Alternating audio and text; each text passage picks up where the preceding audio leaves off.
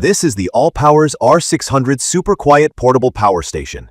Compact body, 600 watt pure sine wave output, 299 watt-hour LiFePO4 battery, and a wall charge that goes from empty to full in about an hour. That combo immediately grabbed my attention because it sits right between a chunky power bank and a loud gas generator, and it promises to do it quietly and safely indoors. The look is softer than the usual toolbox brick. Rounded edges, a clean front face, and a top handle that folds flat so the surface stays usable. The footprint is small, about 7.6 by 11.2 by 7.5 inches, and the 12.8-pound weight is easy to carry one-handed. I like the beige color because it doesn't scream garage gear when it's sitting in a living room or home office. The screen is bright and easy to read indoors with clear input-output wattage, battery percentage, and time to empty or full. Under harsh sun, it washes out a bit, which is common with this kind of display.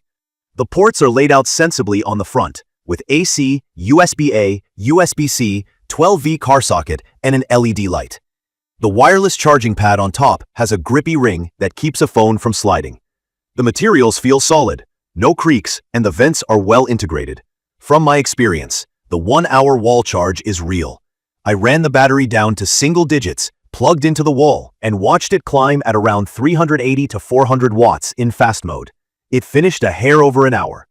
Fan noise does ramp up in that mode. It's a strong whoosh, closer to a gaming laptop at full tilt.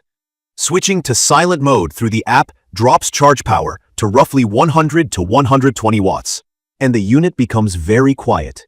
That's how I top it off at night without it becoming a noise machine. Solar was a learning moment. Using a 100-watt folding panel through the XT60 port, I usually saw 60 to 85 watts on a clear day, which is normal for a portable panel. When I tried to chase the 220-watt solar headline with a single 12-volt panel labeled 200 watt, I hit a ceiling around 100 to 110 watts. The reason is the 8.8 amp limit on the input. To push higher, I wired panels in series to raise the voltage to the 30 to 50 volt range, and that let the R600's MPPT grab more power without tripping the amp limit. If you're new to this, watts equals volts times amps. The current cap means raising voltage is the way to get closer to that 220 watt number. On the road, car charging works fine for maintaining the pack, but it's much slower than AC. I averaged near 100 watts from a 12-volt port and closer to 200 watts from a 24-volt truck. The 600-watt inverter is clean, pure sine wave. That means sensitive stuff, laptops, routers, audio gear. Stay happy and don't buzz. I tested the UPS function with a desktop PC and monitor.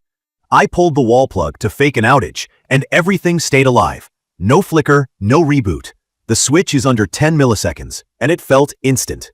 For a home office, that's a very real safety net. For loads, it ran a 50-watt car fridge for several hours and cycled it comfortably. A 300-watt travel kettle worked, but you can watch the battery percentage drop fast because heat is expensive in watt-hours. A 1500-watt kitchen kettle tripped the overload immediately, as expected. With laptops, the dual 100-watt USB-C ports are fantastic. I powered a 16-inch MacBook Pro straight from USB-C at full speed while using the AC for a monitor and the USB-A for a hotspot, and the fans didn't get crazy because I was well below 600 watts. The wireless charger is convenient when I drop my phone exactly in the sweet spot. Placement matters. I did hit a couple of quirks. The stuck at 99% thing happened a few times. A full discharge down to auto shut off and an uninterrupted full recharge recalibrated it and brought back the proper 100% reading.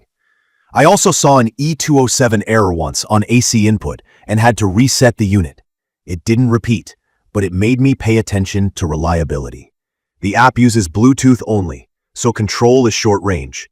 Setup required an account, which felt unnecessary. Once connected, I liked being able to turn ports on and off, switch charge modes, and silence the beeps. Key features that stand out to me are the LiFePO4 battery chemistry, rated for 3,500 plus cycles to 80%. The 600-watt pure sine wave inverter with 1,200 watt surge for startup spikes. The 400-watt wall charge that fills the pack in about an hour. The XT60 solar input with MPPT, and the UPS mode that keeps a PC and router running without a hiccup. LifePFO4 is worth calling out. It's a safer, more stable battery chemistry than older NMC, and it lasts far longer. If you cycled it daily, you'd still have a large chunk of capacity years down the line. In my opinion, the value for this size is strong because it combines safety, speed, and flexibility. The 1-hour wall charge changes how I use it. I don't need to leave it plugged in all day. The UPS feature is legit and makes it more than a camping gadget. The dual 100-watt USB-C ports are modern and practical, so I can ditch bulky laptop bricks. The regulated 12V output matters for portable fridges that get picky at low voltage. The design is friendly, easy to place in a room, and the handle doesn't waste vertical space. The 6-year warranty is a confidence booster. It's perfect for weekend trips, mobile creators, emergency internet during outages, and anyone who wants a quiet, indoor safe alternative to a generator for small electronics. Silent mode really is quiet, and for night charging or a bedroom, that's how I run it. There are a few things to keep in mind. The fans are noticeable in fast charge or under heavy AC loads. The Bluetooth-only app limits range. The solar input spec looks big on paper, but to get near it, you need higher panel voltage because of the 8.8 amp limit.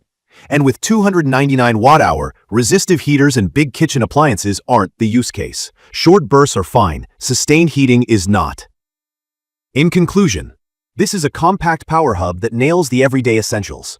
From my experience, it's reliable for laptops, cameras, routers, and small appliances under 600 watts, with the bonus of a true UPS mode and very quick recharging.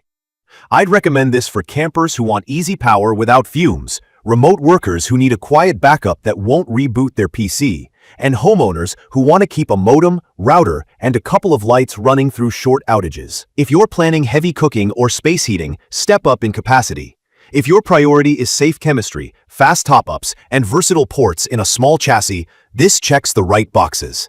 If you found this helpful, subscribe to the channel and drop a comment with your questions or what you want me to test next. Thank you for watching.